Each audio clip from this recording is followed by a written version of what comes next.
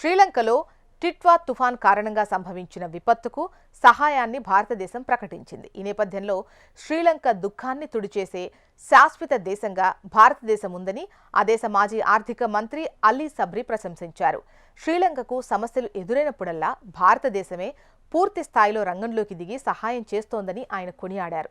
బంగాళాఖాతంలో ఏర్పడ్డ టిట్వా తుఫాన్ కారణంగా శ్రీలంకలోని పలు ప్రాంతాల్లో అతి భారీ వర్షాలు కురిశాయి.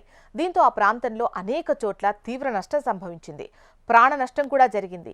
ఈ సంక్లిష్ట సమయంలో భారతదేశం శ్రీలంకకు సహాయం అందించింది. భారతదేశం యొక్క వేగవంతమైన సహాయం, ప్రాంతీయ సహకారం మరియు మానవతా సహాయానికి ఒక కొత్త ఆదర్శమని నబ్రీ తెలిపారు.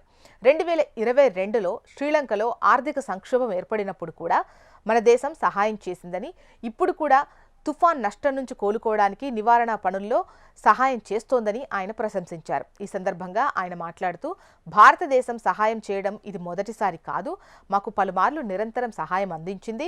భారతదేశం ఎల్లప్పుడూ ఒక ఉత్తమ స్నేహితునిగా మరియు ఉత్తమ పొరుగు దేశంగా ఉంది. ఆర్థిక సంక్షోభ సమయంలో నేను ఆర్థిక మంత్రిగా ఉన్నప్పుడు భారతదేశం ఎన్నో సహాయాలు అందించింది. రెండు దేశాల్లో ఉన్న ప్రభుత్వాలు మరియు రాజకీయ విభేదాలను అధిగమించి ద్వైపాక్షిక సంబంధాలు బలోపేతమయ్యాయి. గత 20-30 సంవత్సరాలుగా ఇరు దేశాల మధ్య ఉత్తమ సంబంధాలున్నాయి. శ్రీలంకలో సంక్షోభాలు ఏర్పడినప్పుడు భారతదేశం మొదటగా వచ్చి సహాయం అందించింది. ప్రధానమంత్రి మోదీ, ఆయన ప్రభుత్వం సరైన సమయంలో మాకు సహాయం అందించారు.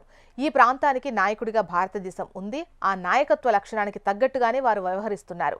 ఈ ప్రాంతంలో విపత్తు సంభవించినప్పుడల్లా భారతదేశం ఎల్లప్పుడూ నాయకత్వ బాధ్యతలను చేపట్టింది.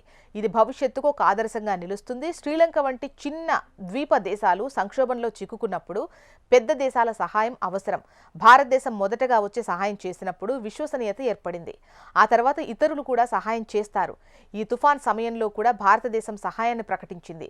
ఈరోజు అమెరికాతో సహా అనేక దేశాలు దానిని అనుసరించాయని కొనియాడారు సప్రీ.